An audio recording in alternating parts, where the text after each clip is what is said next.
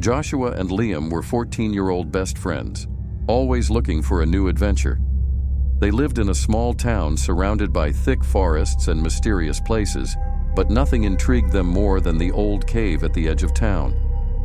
The cave had a reputation. People said it was cursed, and strange things happened to those who dared to enter. One day, after hearing more rumors about the cave, the boys decided it was time to explore it themselves. They packed some flashlights, snacks, and a rope and set off towards the cave. As they got closer, the sky darkened, and a cold wind picked up, but they didn't let that stop them. The entrance to the cave was narrow and covered in thick vines. It almost seemed like the forest was trying to keep them out, but with a mix of excitement and nervousness, they pushed their way in. The inside of the cave was cold and damp, and the walls seemed to close in on them as they moved deeper. Their flashlights flickered, casting eerie shadows that danced around them. As they ventured further, they found strange markings on the walls, symbols neither of them recognized. The air grew heavier, making it hard to breathe. Liam looked at Joshua and said, "Maybe we should head back." But Joshua shook his head. "We've come this far. We can't turn back now." Suddenly, they heard a faint whisper. "Did you hear that?" Joshua asked, but Liam didn't respond. His eyes were wide with fear, staring at something behind Joshua. Joshua slowly turned around and saw what Liam was looking at: a figure, barely visible in the dim light, standing just a few feet away. It was tall, its face hidden in shadows, but its eyes were glowing, piercing through the darkness. The figure didn't move, but the ground beneath them started to shake. Rocks began falling from the ceiling, and the cave started collapsing. "Run!" Joshua yelled, grabbing Liam's arm. They sprinted toward the entrance, but the cave was crumbling around them. The noise was deafening, the ground unstable, but they kept running, dodging falling rocks and debris. Just as they reached the entrance, a large boulder crashed down behind them, blocking the way back. They stumbled out of the cave and into the night. The sky was dark, and rain poured down, soaking them instantly. Thunder roared, and lightning flashed, illuminating the forest in a ghostly light. They were safe, but they didn't feel relieved. The cave was still there, and so was whatever they had seen inside. As they caught their breath, Joshua noticed something strange. Liam wasn't talking. He turned to his friend and saw that Liam's face was pale, his eyes unfocused. "Liam, are you okay?" Joshua asked, shaking him. But Liam didn't respond. He just stared at the cave entrance, his mouth slightly open as if trying to speak but unable to. Joshua felt a chill run down his spine. He grabbed Liam's hand and pulled him away from the cave back toward town. When they finally made it home, Liam's parents were waiting anxiously. They rushed him inside, but he still wouldn't speak.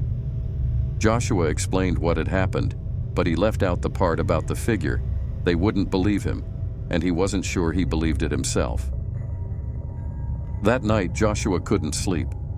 Every time he closed his eyes, he saw the figure standing in the cave, its glowing eyes watching him. He heard the whispers again, faint but unmistakable, and he knew that whatever was in that cave wasn't done with them.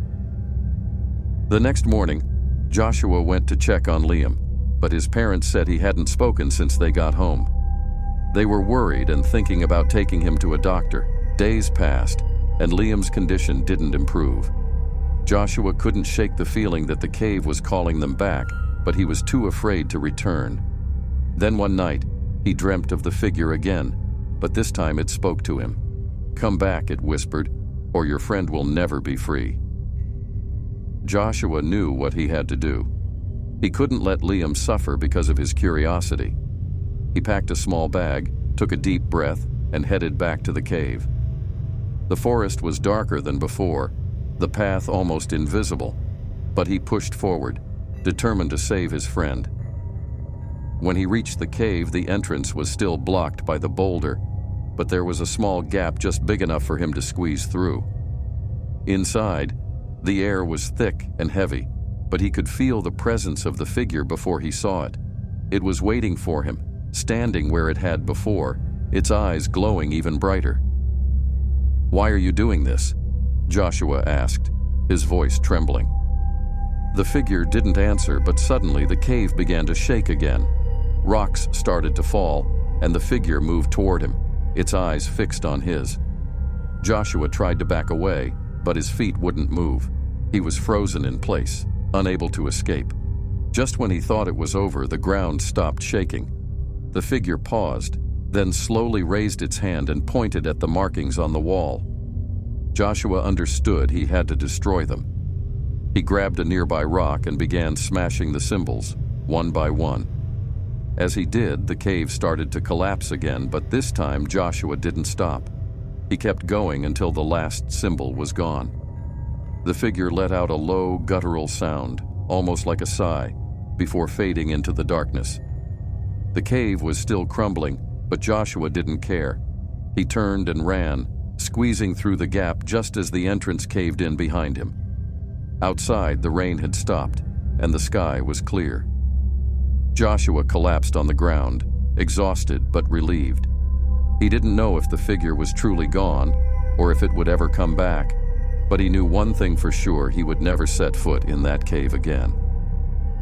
When he got home, he found Liam waiting for him. His friend looked different, more alive than he had in days. "You did it, didn't you?" Liam asked, his voice steady. Joshua nodded, too tired to speak. Liam smiled, the first real smile Joshua had seen from him since that night. They never spoke about the cave again, but they both knew that something had changed. Something dark had been put to rest, and whatever it was, they were lucky to have survived it.